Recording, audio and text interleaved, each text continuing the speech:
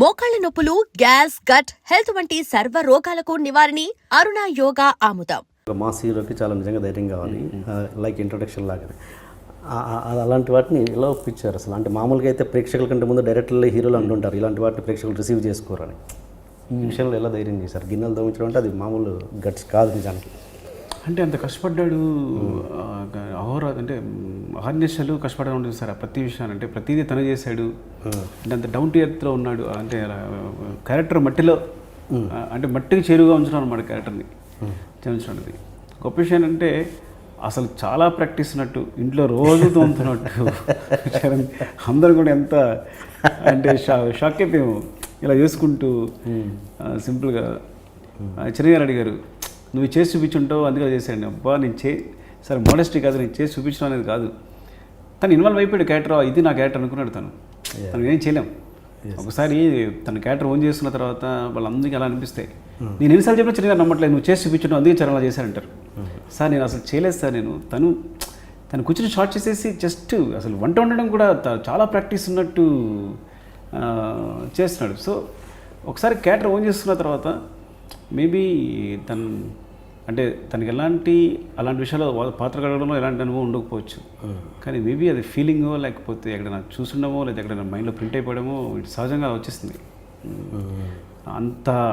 అంత సహజంగా కుదిరాయి, తనే నిజంగా కడుగుతున్నట్టు అంత సహజంగా కుదిరాయింది.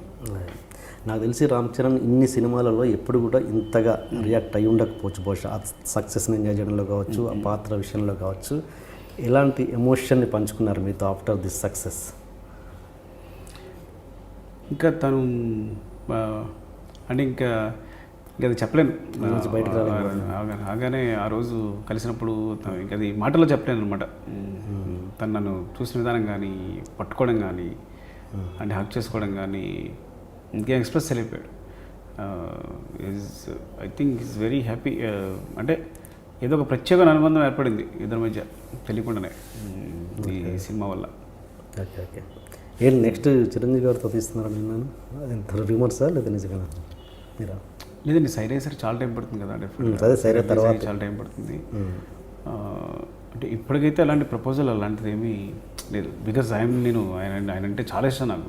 అలాంటి అవకాశం మాత్రం వదులుకోను కంపల్సరీ. అండ్ హీరోని చెవిటివాడిగానే పెట్టడానికి ఏదైనా రీజన్ ఉందా? వేరే అదర్ పెట్టకుండా చెవిటివాడిగానే పెట్టుకోవాలని కథపరంగా ఇంకా ఏదన్నా అనుకున్నారా ముందు? చెవిటివాడు కాకుండా ఇంకేదన్నా అంటే ఒకటి ఇలా పెట్టడం వల్ల నేను ఒకటి అనుకున్నాను ఏంటంటే, ఫస్ట్ ఆఫ్ ఆల్ ఊళ్ళో డిజబిలిటీ క్యారెక్టర్స్ చూస్తుంటాం అంటాం. అంటే డిజబిలిటీ క్యారెక్టర్తో కథ చెప్పినప్పుడు అది చాలా అంటే వాడి స్ట్రెంగ్త్ చాలా కనిపిస్తుంది. వాళ్ళు చాలా స్ట్రాంగ్గా ఉంటారు. ఏదైనా డిజబిలిటీ ఉన్న వ్యక్తులు చాలా అంటే మిగతా సెన్సెస్ అనేవి చాలా స్ట్రాంగ్గా ఉంటాయి. ఏదో ఒక చిన్న లోపం ఉంటే కనుక మిగతా సెన్సెస్ అనేవి చాలా స్ట్రాంగ్గా ఉంటాయి. సో అలా చెప్పినప్పుడు ఎప్పుడైనా లోపల కనిపించిన హీరోయిజంగా కనిపించింది. అదే అంటే అలాంటి వాడు కొడితే ఎలా ఉంటుంది, అలాంటి వాడు మాట్లాడితే ఎలా ఉంటుంది, అలాంటి వాడు వీళ్ళని డీల్ చేస్తే ఎలా ఉంటుంది. సో ఇవన్నీ కొత్త అనిపించినప్పుడు ఎక్కడ ప్రతి సిచ్యువేషన్ని కూడా అది ఉన్న నార్మల్ సిచ్యువేషన్ కూడా కొత్త సీన్ చేస్తుంటుంది అలాంటి క్యారెక్టర్ పెట్టడం వల్ల. సో అది అప్పుడు కథ మామూలుగానే ఉన్నా కానీ దాన్ని బట్టి కథలో అక్కడ అడాప్ట్ చేస్తుంటారు అనమాట దాన్ని character. Okay okay. And Jagapathi Babu గారి విషయానికి వస్తే ఫుల్ అంటే క్యారెక్టర్ వల్ల కథ కాదు ఇది. యాక్చువల్గా కథకి క్యారెక్టర్ యాడ్ చేసాం, కానీ ఎంత బాగా విడిపోయిందంటే సిచ్యువేషన్స్ అన్నిటికీ కూడా కరెక్ట్గా ఎక్కడికక్కడ కథని ఒక రేంజ్ ఎన్హాన్స్ చేస్తుంది ఆ క్యారెక్టర్ అనేది. కొంతమంది యాంగిల్ ఏంటంటే జగపత్ బాబు గారికి అంత బిల్డప్ ఇచ్చారు, చాలా మొత్తం సినిమా అంతా అతని మీద రన్ అయిపోయింది. చివరికి చూస్తే చాలా అతి మామూలుగా అన్ని చంపేశారు అన్నది ఒక వర్గం. ఇది ఎంత మీరు దాన్ని ఎలా ఆన్సర్ చేస్తారు?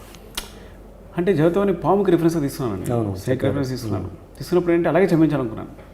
పావును కర్రతో కొట్టి చంపుతాం కాబట్టి ముందు నుంచి కూడా హీరో పావును వెతుకుతున్నాడు. ఆ పావును వెతుకుతున్నప్పుడు కూసి ఎలా కనిపించిందో అక్కడే తన వెతుకుతున్నప్పుడు తన అంగి బనియన్ కనిపిస్తుంది. సో దాని నుంచి ఒక పుట్ట లాంటి దాంట్లో తను ఉంటాడు. సో తను కొట్టడం కూడా క్రూరంగా అలాగే కొట్టాలనుకున్నా. అయితే కొట్టేటప్పుడు ఏంటంటే ఇద్దరిని తను ఎలా కొట్టాడో చూపించవచ్చు, కానీ సాధారణంగా మనం పాముని కొట్టేటప్పుడు పాముని కొట్టే వాళ్ళని కలిపి కంపోజ్ చేయలేం. అంటే పాముని కొడుతున్న ఫీలింగ్ రాదు అలా కొట్టిస్తే. కాబట్టి పాము పారిపోతుంటే కొడుతున్నట్టు ఉండాలి. సో ఆ రిఫరెన్స్తోనే తను ఎలా కొట్టాడని చూపించాలి నేను ఇంకా అంటే ఎలా అనేది చూపించలేదు. అంటే నేను సజెస్టివ్గా చెప్పాను అనమాట. అదే అంటే హీరో ఎమోషన్ కొట్టడం మాత్రం చూపించాను. అదే అది ప్రతి క్యారెక్టర్ ఎమోషన్, విలన్ చంపాలనుకునే ప్రతి క్యారెక్టర్ ఎమోషన్ని హీరో ఎమోషన్గా చూపించాను. కానీ తను ఎలా దెబ్బలు తింటున్నాడో చూపించలేదు. అంతా అయిపోయిన తర్వాత తను పడిపోయి ఉంటాడు, అంటే ఎలా దెబ్బలు తినున్నాడు అనేది ఓపెన్ చేశాను అనమాట. యాక్చువల్గా అవకాశం మాత్రం పాము రిఫరెన్స్గా తీసుకున్నాను కాబట్టి స్ట్రాంగ్గా పాములాగే చంపాలి, పాములాగే చూపించాలి, డెత్ కూడా పాములాగే ఉండాలని చూపించాను అనమాట. మేబీ అందువల్ల డిసప్పాయింట్ అయ్యి ఉండొచ్చు. కానీ నా థాట్ ఏంటో ఫస్ట్ నుంచి అలా కంటిన్యూ అయింది కాబట్టి దాన్ని ఫినిషింగ్ ఇద్దాం అనుకున్నాను. వన్ నేను కొన్ని సినిమాకి మీరు మొన్న ఏదో ఇంటర్వ్యూలో అన్నారు, ఆ సినిమాకి నాకు టైం దొరకలేదు, నాకు టైం దొరికి ఉంటే కనుక అది ఒక బ్లాక్ బస్టర్ అవ్వాల్సిన సినిమాని ఫ్లాప్ చేశాను, నా చేతి ఎట్లారా అని అన్నారు మీరే. అంటే ఏది ఒకటి 2 ఎగ్జాంపుల్స్ చెప్పగలరా అన్నారు సార్, జస్ట్ ఫర్ ఆడియన్స్.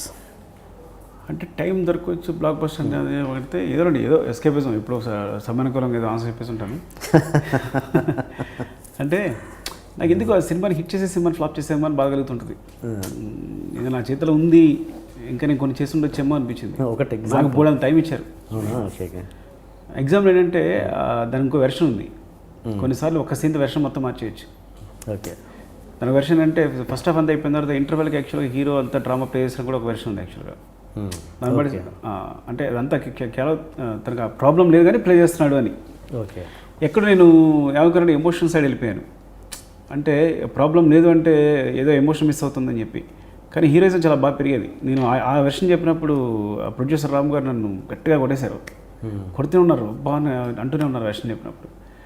అంటే నేను కనీసం ఏదో ఇంకొక 2 సీన్లు ఎక్స్ట్రా తీసి ఎడిటింగ్ టేబుల్ పైన ఒకసారి ఇదిలా అయితే ఎలా ఉంటుంది, ఇదిలా అయితే ఉంటుందని చూసుకునే అవకాశం ఉండేదేమో అని ఏదో ఎస్కేపిజం. కానీ ఎందుకో నాకు ఇంకా బాధ ఏంటంటే హిట్ కావాల్సిన సినిమా నా చేతుల ఫ్లాప్ చేస్తేనేమో, అర్థం కాకుండా చేస్తేనేమో, లేదా కొన్నిసార్లు ఏంటంటే లెంగ్త్ కోసం, ఈసారి లెంగ్త్ కోసం పర్టికులర్గా కూర్చోడం కూడా కారణం అదే.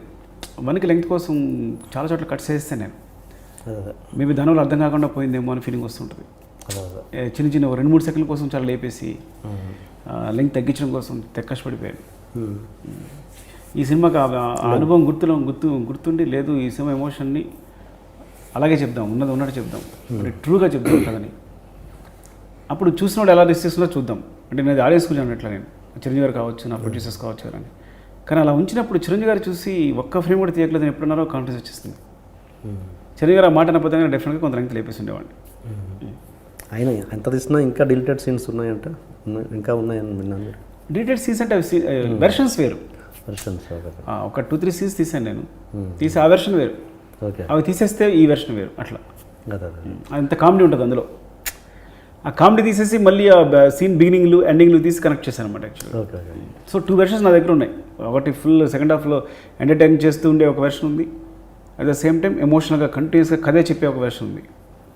నేను కథ ట్రూగా చెప్దామని ముందు ఒక వెర్షన్ కట్ చేసేసి ఇదే అనుకుని అందరికీ, వాళ్ళందరికీ ఎవరికి కూడా తెలియదు ఇంకో వెర్షన్ అట్టు కూడా సరిగా. సో ఇదే చూపించాను అనమాట.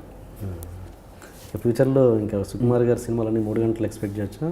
ఇంకా సినిమాని బట్టండి. ఇప్పుడు 100% ఉందనుకోండి 2 hours 15 minutes దానిలో కట్ చేసిన సీన్ తీసేసి కూడా లేదు. ఇప్పుడు ఆర్య ఉందనుకోండి 2 hours 15 minutes, 2 hours 16 minutes. So కథను బట్టి ఈ కథ ఇప్పుడు ఎమోషన్ చెప్పడానికి అన్ని కట్స్ చేసేసాం. అన్నం పట్టుకుని ఏడుస్తున్నాడు అంటే ఆ లెంగ్త్ ఉండాలి, అప్పుడే మనం ఫీల్ అవుతాం. మదర్ పట్టుకుందంటే ఆ లెంగ్త్ ఉండాలి సాంగ్లో కూడా, అంటే ఏ విషయం సరే. కాబట్టి ఎమోషన్ని ఒకటి మాత్రం నిజం, ఎమోషన్ ఎక్కడొచ్చినా కానీ అంత కొంచెం దాన్ని లెంగ్త్గా చెప్పాలని మాత్రం డిసైడ్ అయ్యాను. ఓకే, అది మాత్రం నిజం. అలాగని సినిమాని బట్టి లెంగ్త్ ఉంటుంది అంతేగాని ఈ కథ ఆ లెంగ్త్ని కోరుకుంది. ఇంత లెంగ్త్ ఉన్నా కానీ ఈ కథని పూర్తిగా చెప్పలేము. అంత 3 hours ఎక్స్పీరియన్స్ ఉంటేనే బ్రెయిన్లోకి ఒక నిండుగా ఉంటుందని ఫీలింగ్ అంతే. అంటే ఇది మీరు హర్ట్ అయినా ఈ ప్రశ్న అడుగుతాను. మీరు అంటే ఈ అర్జున్ రెడ్డి అన్నది ఇండస్ట్రీని ఆ విషయంలో ఏమైనా ఇన్ఫ్లుయెన్స్ చేసిందా? పెద్ద ఇన్ఫ్లుయెన్స్ అనేది డెఫినెట్గా అయ్యి ఉండొచ్చు ఎక్కడో బ్రెయిన్లో. బికాస్ ఆ సక్సెస్ అనేది మాకు కూడా అందరూ ధైర్యంగా ఉండొచ్చు, అసలు తప్పలేదు అందులో. అక్కడే ఇన్స్పిరేషన్ కూడా చాలామంది స్టార్ట్ అయ్యి ఉండొచ్చు. మేబీ అదే నాకు ధైర్యం కూడా ఇచ్చి ఉండొచ్చు కూడా.